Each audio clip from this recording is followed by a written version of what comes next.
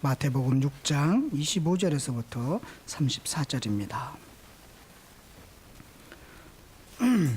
제가 읽도록 하겠습니다. 그러므로 내가 너에게 이르노니 목숨을 위하여 무엇을 먹을까 무엇을 마실까 몸을 위하여 무엇을 입을까 염려하지 말라. 목숨이 음식보다 중하지 아니하며 몸이 의복보다 중하지 아니하냐. 공중의 새를 보라. 심지도 않고 거두지도 않고 창고에 모아들이지도 아니하되 너희 하늘 아버지께서 기르시나니 너희는 이것들보다 귀하지 아니하냐. 너희 중에 누가 염려함으로 그 길을 한 자라도 더할 수 있겠느냐. 또 너희가 어찌 의복을 위하여 염려하느냐. 들의 백합화가 어떻게 자라는가 생각하여 보라. 수고도 아니하고 길쌈도 아니하느니라. 그러나 내가 너희에게 말하노니 솔로몬의 모든 영광으로도 입은 것이 이 꽃 하나만 갖지 못하였느니라.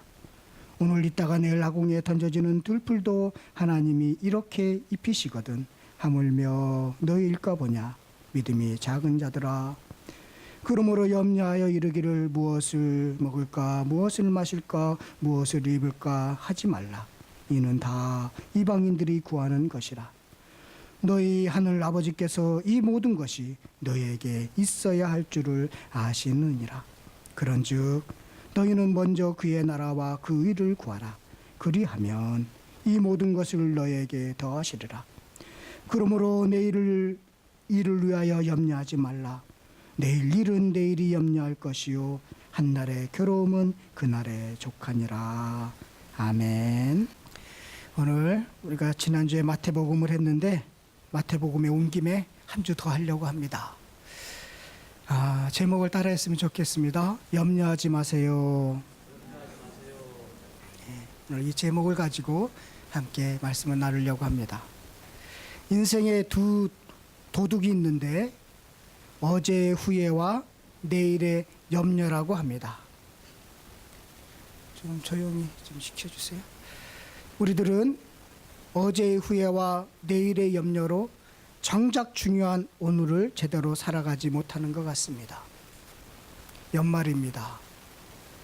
2015년에 대한 생각과 또 미래에 대한 막연한 두려움으로 한 주 동안 염려하는 저의 모습을 보면서요. 오늘 말씀으로서 은혜를 받았는데 만약 저와 비슷한 염려를 하고 있는 성도님들이 있다면 오늘 말씀에 해답을 찾기 바랍니다.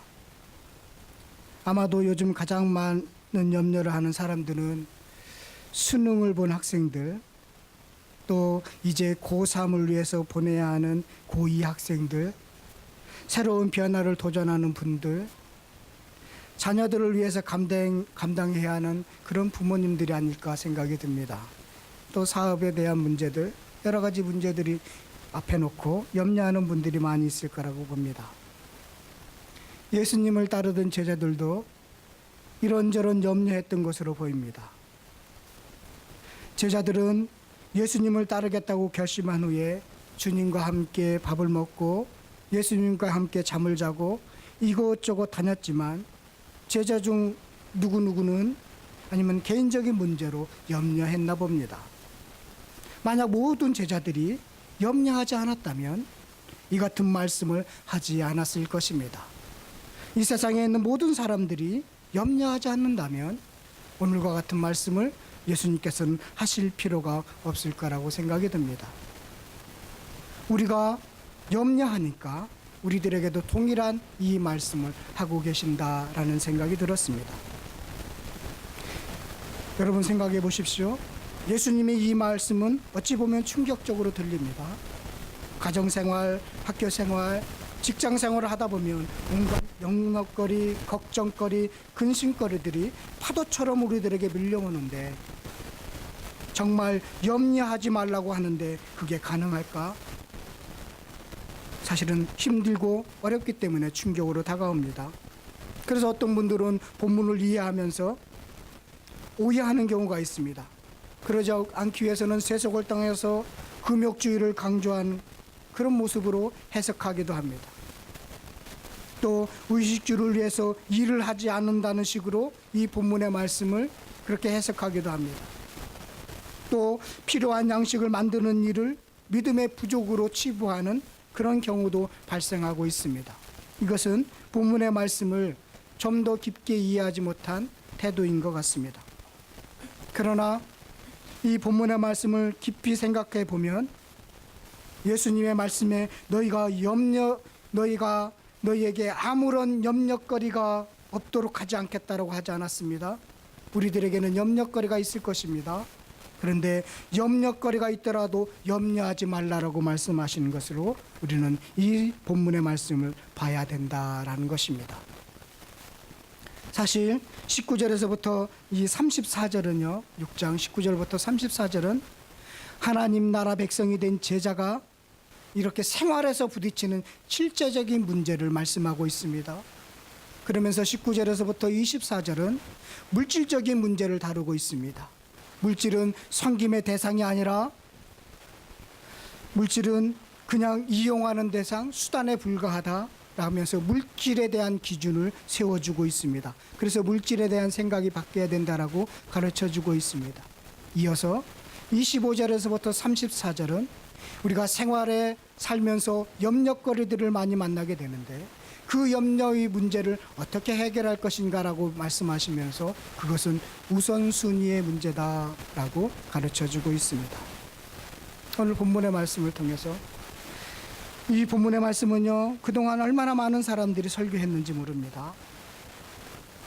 또 얼마나 많은 분들이 이 본문을 가지고 해답을 얻었을까라고 생각해 봤습니다. 너무나 잘 아는 말씀입니다. 그래서 그런지 설교를 준비하면서 이번처럼 힘들었던 적도 없는 것 같습니다.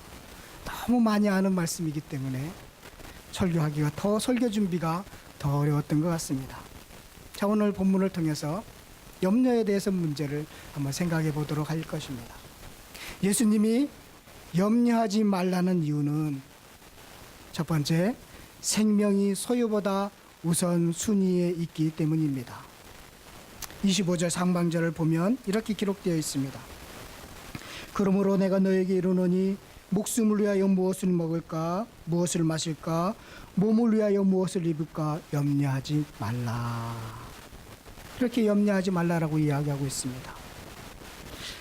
목숨이 음식보다 중하지 아니하며 몸이 의복보다 중하지 아니하냐. 그러니까 염려하지 말라. 곧 목숨이 음식보다 중하고 생명이 의복보다 중하기 때문에 염려하지 말라. 무엇이 중요한지를 좀 알았으면 좋겠다.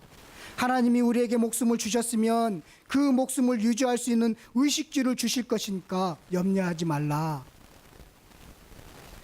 그보다 먼저 생명, 존재, 그것이 너희가 가지고 있는 소유보다도 앞서는 것이야 라는 것을 가르쳐주고 있는 것입니다. 더 좋은 음식, 더 좋은 음료, 더 좋은 집을 위해서 염려하다가 목숨 그 자체의 소중함을 잊어버리는 사람들이 우리 주변에 얼마나 많이 있습니까? 직장에서 주의보다 생명이 앞서고 학생들은 1등보다 목숨이 앞서고 수능의 성적보다 생명이 더 앞서고 수능을 보고 뛰어내리는 그 아이들에게 있어서는요, 생명이 더 앞선다는 사실을 모르기 때문에 그 존재라는 점수 앞에 생명의 소중함을 알지 못하면 그렇게 목숨을 버린다는 것입니다. 입고 있는 옷, 먹는 음식보다 생명이 앞선다는 원리를 알면 덜 염려하게 된다는 것입니다. 거꾸로 살아있는 것에 대해서, 내가 지금 존재함에 대해서 더 감사할 수 있다는 것입니다. 그런데 자꾸만 이 순서가 바뀌어서 목숨이 음식보다 중하다는 것을 알지 못함으로써 자꾸만 앞에 것을 더 문제를 크게 보다 보니까 사람이 더 염려하게 된다는 것입니다. 생명은 누가 우리에게 주었습니까? 하나님입니다. 지금 현재 내가 살아가고 있는 것은 단 한순간도 하나님의 은혜 없이 살 수 없는 그런 존재들입니다. 하나님이 생명을 지켜주고 있기 때문에 지금 여기 우리 서 있는 것입니다. 지금 당장 거두시면 우리는 즉시 하나님께 가야 합니다. 아직까지 생명을 거두시지 않았다면 생명을 유지할 밥과 물을 주시지 않겠느냐. 그것을 좀 생각해 봐라. 이것이 믿음이다라는 것입니다. 그러니까 뭐라고요? 염려하지 말라는 것입니다. 두 번째로 예수님이 염려하지 말라는 두 번째 이유는 염려로는 얻어지는 것이 없기 때문이라는 것입니다. 27절과 28절을 보면 이렇게 기록되어 있습니다. 너희 중에 누가 염려함으로 그 길을 한 자라도 더할 수 있겠느냐? 또 너희가 어찌 의복을 위하여 염려하느냐? 들의 백합과가 어떻게 자라는가 생각하여 보라. 수고도 아니하고 길쌈도 아니하느니라. 여기 27절의 키와 28절의 의복이라는 단어에 잘 관심을 가지시기를 바라겠습니다. 이 키라는 것은요, 한 규빗 45cm를 이야기하기도 하고 생명의 영장이라는 것을 의미하기도 합니다. 네가 염려함으로 네 생명을 연장할 수 있겠느니? 네가 염려함으로 영원히 살 수 있겠어? 그것은 불가능해.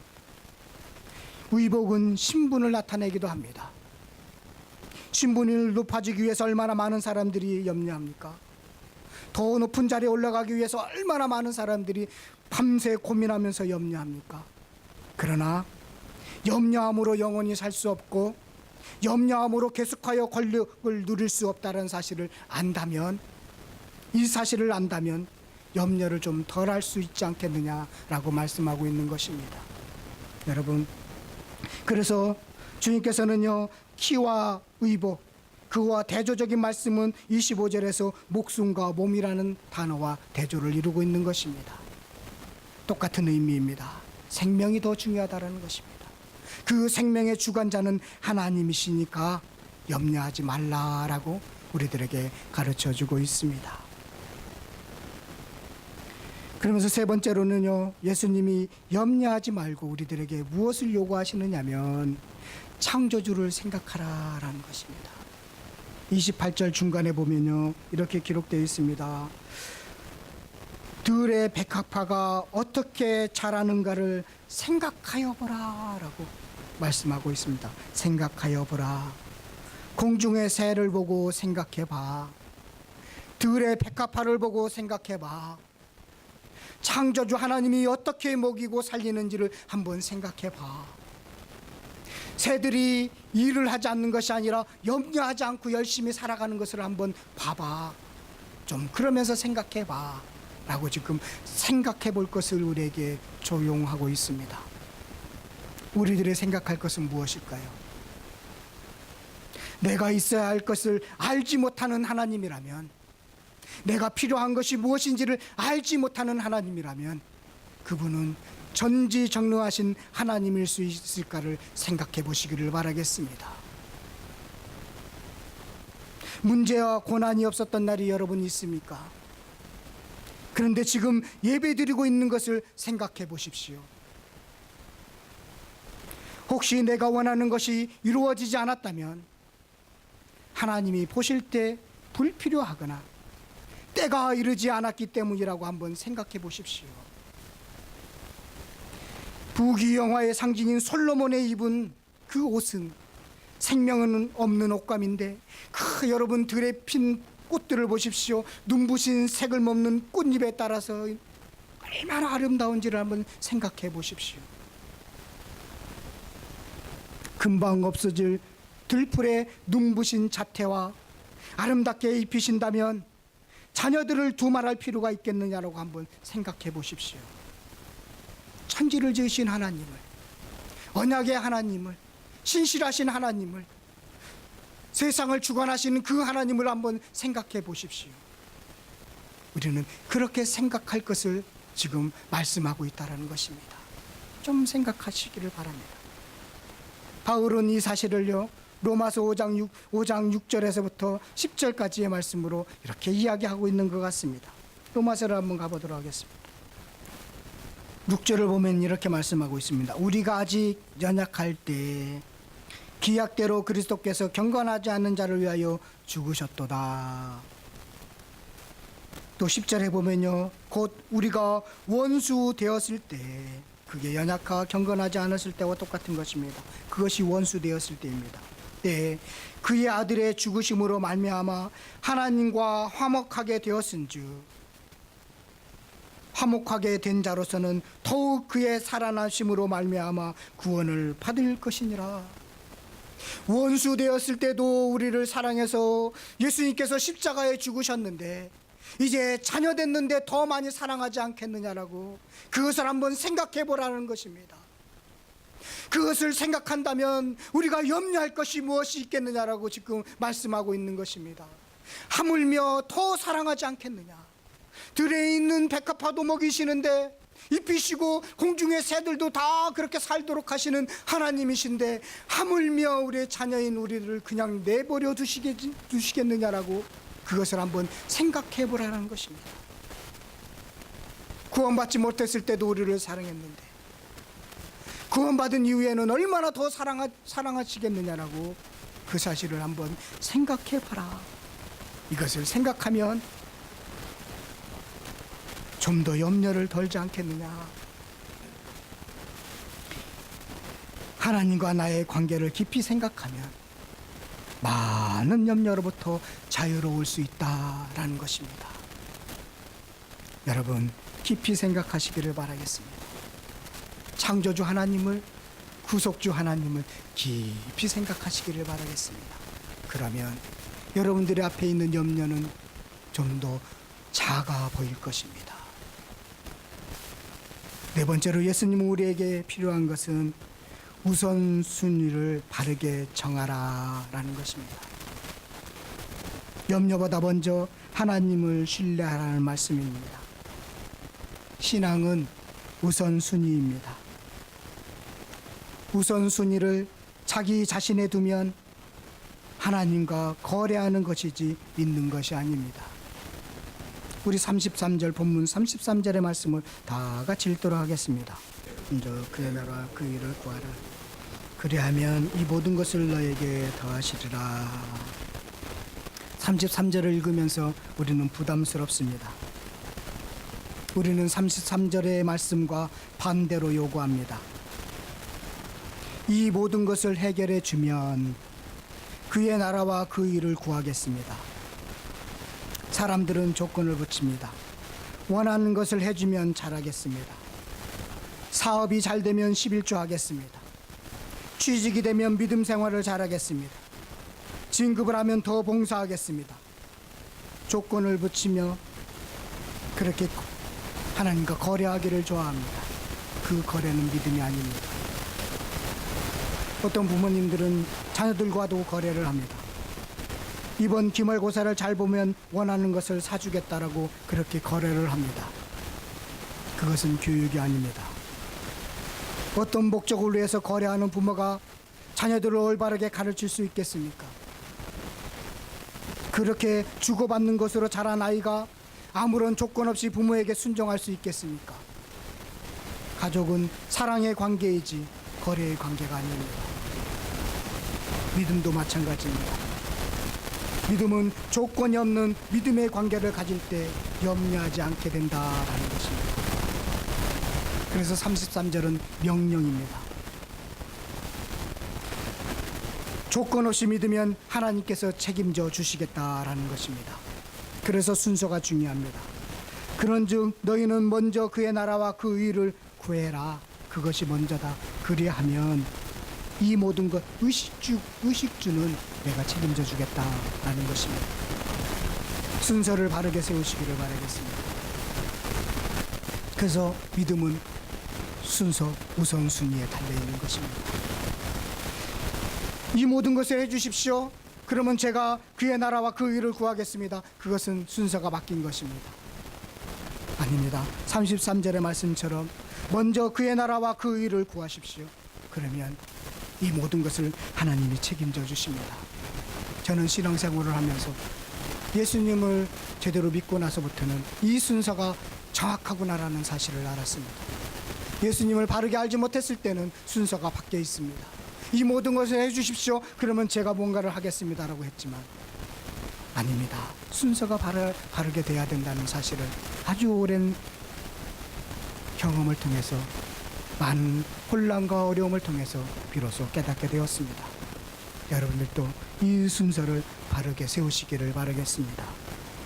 믿음은 우선순위의 문제입니다. 우선순위를 자기 자신에 두면 하나님과 거래하는 것이지 믿음이 그것은 아닌 것입니다. 거래하지 않는, 하나님을 신뢰하는 그런 우선순위가 되시기를 간절히 바라고 바랍니다.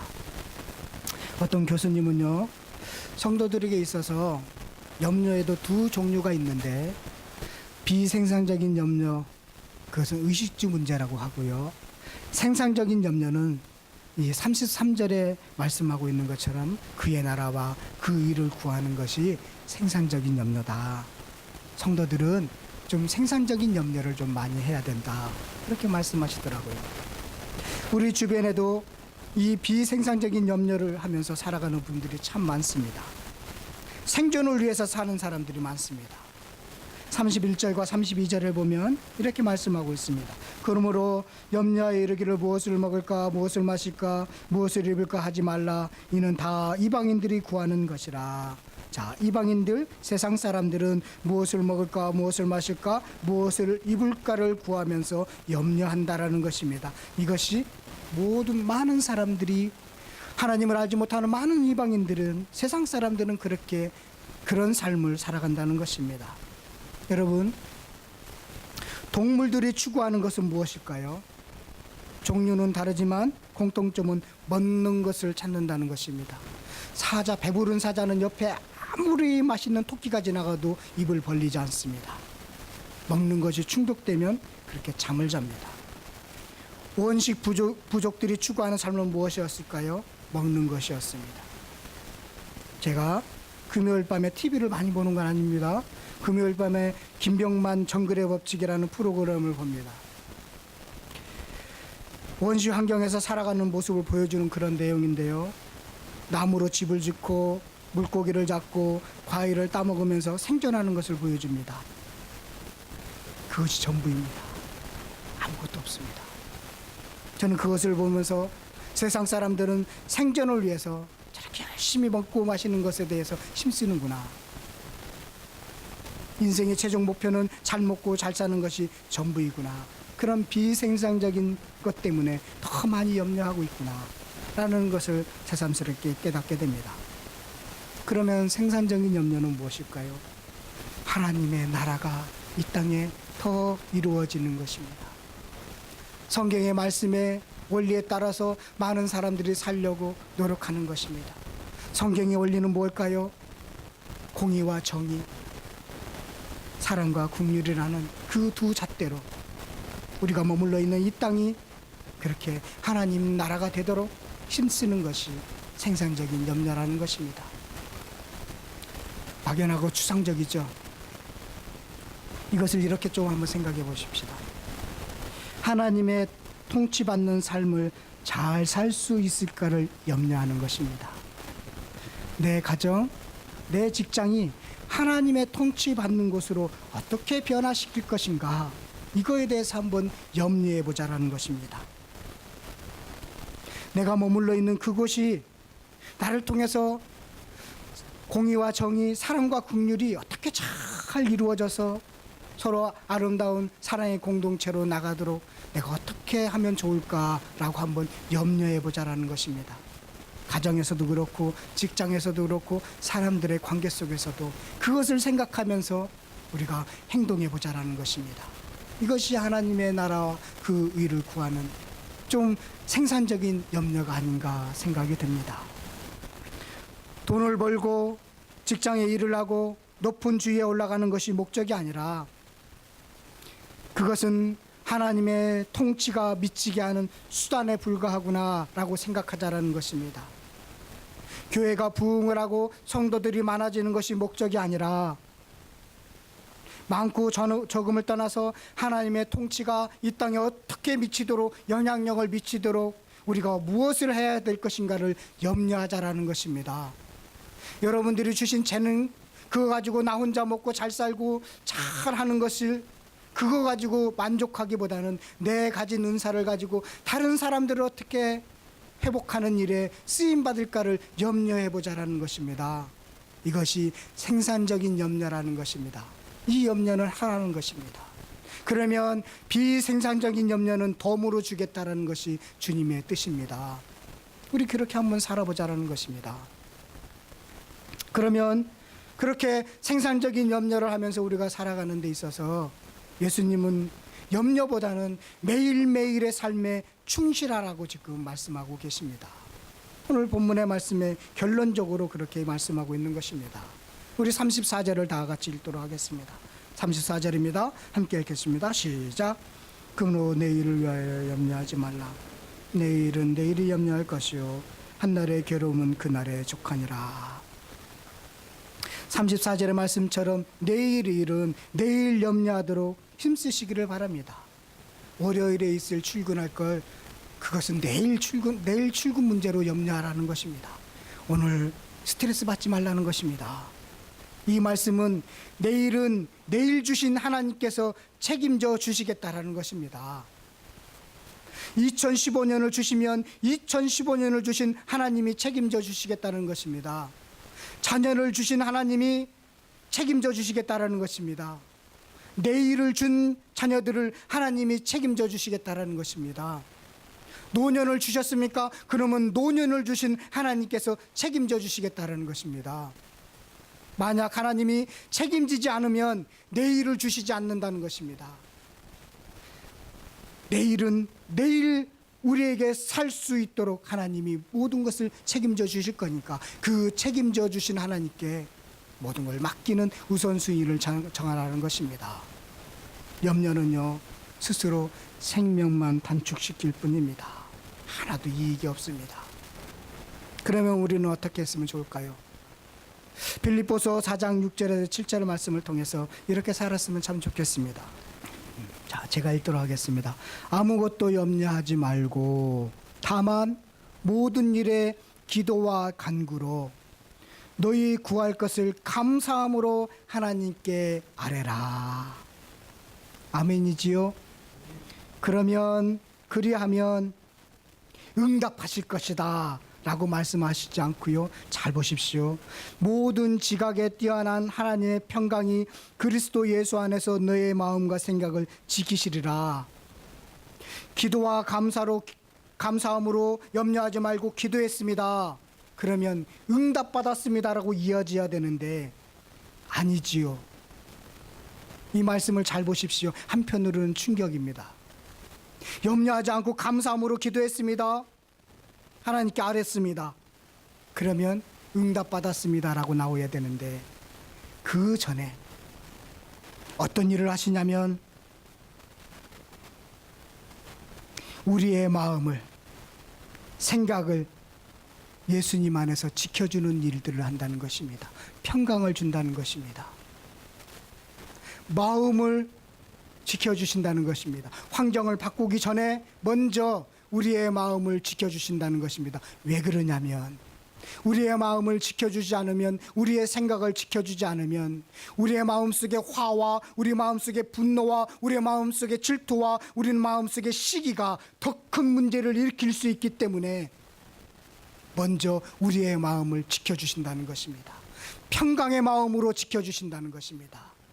그래서 더 큰 화를 만들지 않도록 먼저 우리의 마음을 지켜주신 후에 환경을 바꿔주시겠다는 것입니다. 이 순서를 보십시오. 평강의 하나님이 우리를 평강하도록 한다는 것입니다.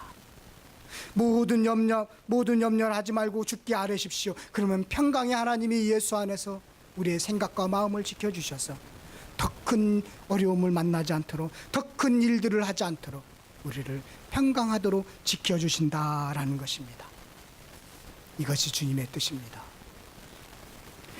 제가 말씀을 준비하면서 목사가 2015년을 염려하고 앞으로의 문제를 염려하면서 그렇게 하고 있는 저의 모습을 보면서 그러면 이곳에 보내신 하나님을 배반하는 것이지 라는 결론을 내렸습니다. 우리들이 의식주 문제만을 염려한다면 이 세상에 보내신 하나님의 의도를 파악하지 못한 행동이라는 결론을 내렸습니다. 생각하면서 살아가는 성도님들이 되시기를 바라겠습니다. 창조주 하나님을 생각하시고 구속주 하나님을 생각하시고 모든 것을 맡기라고 말씀하신 그 하나님을 생각해 보시기를 바라겠습니다.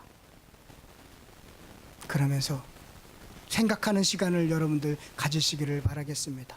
최소한 매일 30분 정도는 생산적인 염려를 위해서 기도하고 간구하고 생각하는 시간을 여러분 갖는 성도님들이 되시기를 바라겠습니다. 하나님이 얼마나 위대하신고 얼마나 전지전능하신지를 생각하는 성도님이 되시기를 간절히 축원드리겠습니다.